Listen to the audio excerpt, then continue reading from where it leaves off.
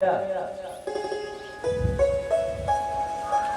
मनोविनोद भाव होता है। और उधर इंद्र को मान का पता लग जाता है कि हमारा सम्मान नहीं हुआ, और इंद्र को अपने मान का भान होता है। और इंद्र कहता है, इन मूढ़ ग्वालियों की इतनी हिम्मत कि हमारी पूजा की अवहेलना कर दिया, और एक छोटे से नन्हे से बालक के कहने के मात्र से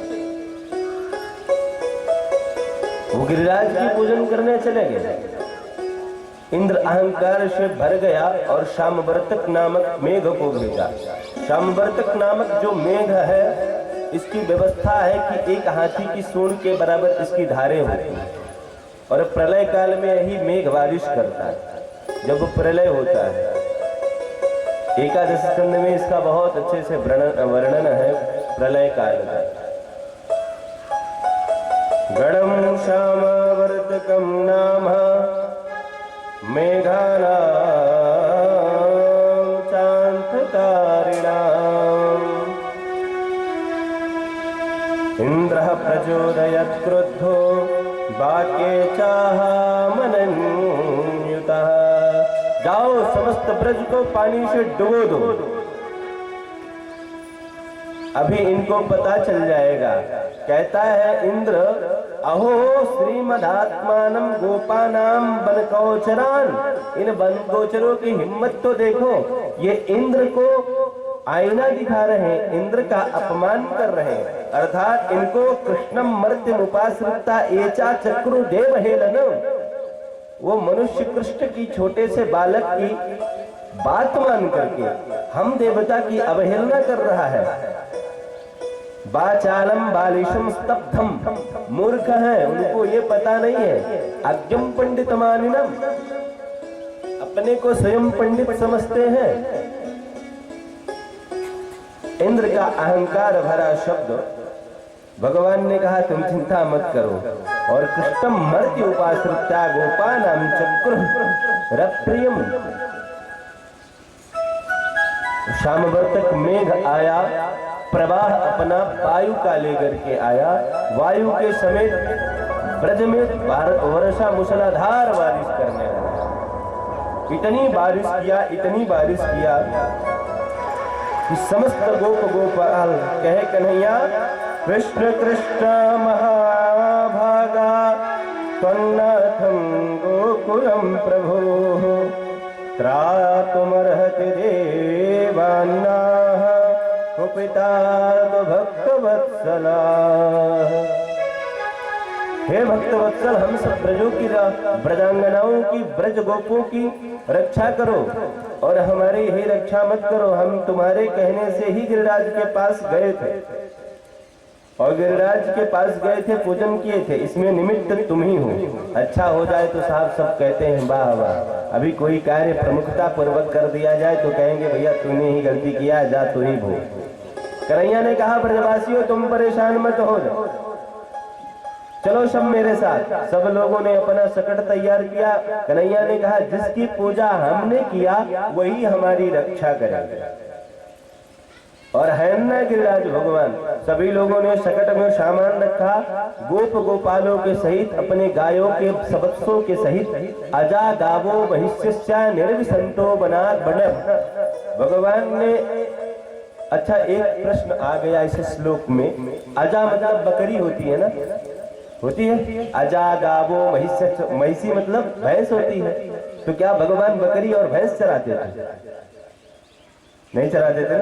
भगवान तो गोचारण करते थे। ऋषियों ने उल्लेखन किया, अजा मतलब, अजा अभी तत्काल में शिशु को जिसने जन्म दिया वो। महिष्य मतलब जो बड़ी गाय है, समझदार है।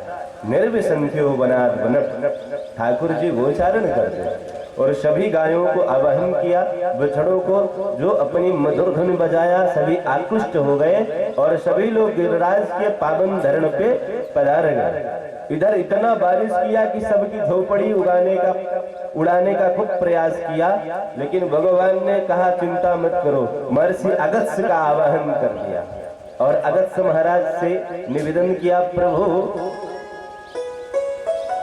आपको मैंने रामावतार में जल नहीं पिलाया था। अर्थात आज आकर के अपने अनुष्ठान को और हमारे इस प्रणय निवेदन को स्वीकार कीजिए और जल पीजिए।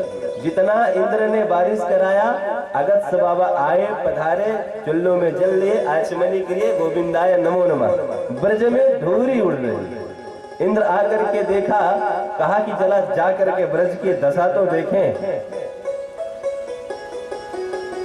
तो इंद्र की तो धूरी उड़ रही है और इधर बारिश हो रही है, और सब गोप गोपालों को देखने में बारिश हो रही कि बहुत बारिश हो रही है। और कन्हैया ने पहले ही भगवान की माया भगवान ही जाने। और इधर गिरिराज के पावन धरण पर जाते हैं, भगवान ने गोवर्धन से कहे, ब्रजवासियों तुम लोग अपनी आंखें बंद करो। और जैसे ही ब्रजवासियों ने आंखें बंद कर दिया, 7 कोस का पहाड़ कन्हैया ने कनिष्ठिका अंगुली में धारण किया। जिस तरह एक बच्चे उच्छलिंद कुपर मुत्ता जानते हैं, इस समय उसको मशरूम बोलते हैं, तो उसका छाता बना भगवान ने उस तरह से धारण करी। टुक्कई एकेन हस्तेन कृत्वा गोवर्धनाचलम दधार लीलया कृष्णः छत्राकमिव बालकाः। 7 वर्ष के लाडले छोटे से कन्हैया ने कनिष्ठिका में गोवर्धन को धारण कर दिया। बोलो गिरधर भगवान की जय, गोवर्धन भगवान की जय। कन्हैया ने पूछा, आप किसी को कोई प्रॉब्लम? सब लोग नीचे आ जाओ। शानंद सभी नीचे रह रहे। 7 दिन तक बारिश किया, 7 दिन में कोई समझने में नहीं आया। और भगवान से कहते हैं, श्रीदामा मधुमंगल आदि को खिलाओ, कन्हैया तू थक गया होगा, थोड़ा तेरी मदद करा दे।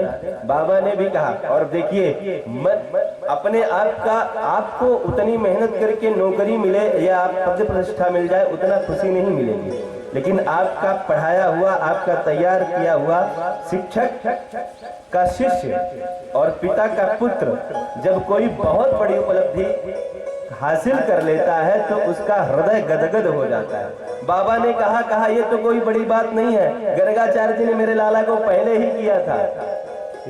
यानी यानी है रूपानी तदवाल चरितानी चाहा।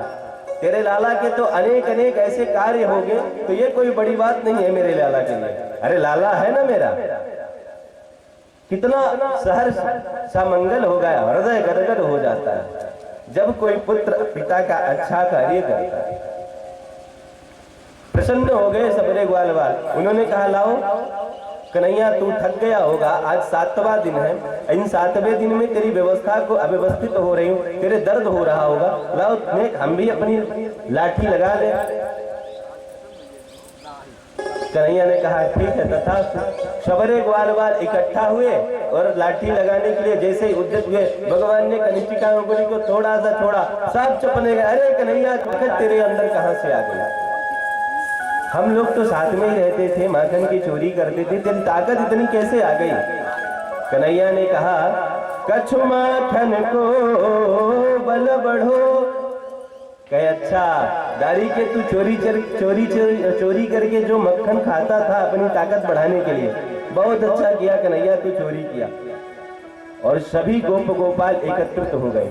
7 दिन तक वो गोपियां भी एकत्रित थीं। भगवान कृष्ण का दर्शन जो करना चाहती थी, आलिंगन करना चाहती कि निरंतर ठाकुर तेरा मैं दर्शन करते रहूं, आज उनका भी मनोरथ पूर्ण हुआ। जितने गोप गोपाल लाला का दर्शन करना चाहते थे, उनके साथ सारे समय बिताना चाह रहे थे, उनका भी मनोरथ आज पूर्ण कर दिया ठाकुर। गोपालों ने पूछा, इतनी ताकत कहां से आ गई? कन्हैया ने कहा, कछु माखन को बल बढ़ो, कछु गोपन करी सहाय। और अंतिम बात, श्री राधा जो के कृपा से मन गिरवर लियो ठाय, मन गिरवर लियो ठाय। ये गोवर्धन की महिमा आप लोग जानते हैं। गोवर्धन जी थे कौन? ये गिरिराज जी द्रोणांचल थे। द्रोणांचल की पुत्र थे, द्रोणांचल के पुत्र थे। एक बार महर्षि पुलस्त वानर ऋषि के ब्राह्मण होते हैं, द्रोणांचल का पुत्र देखे गोवर्धन को, इतना नित्य नवीन सुंदर, हर औषधियां इसमें खिली हुई थी, और छोटा सा पहाड़ को देखे तो बड़े प्रसन्न हुए। तो द्रोणांचल से पूछते हैं कि क्या तू अपना पुत्र मुझे दे सकती है?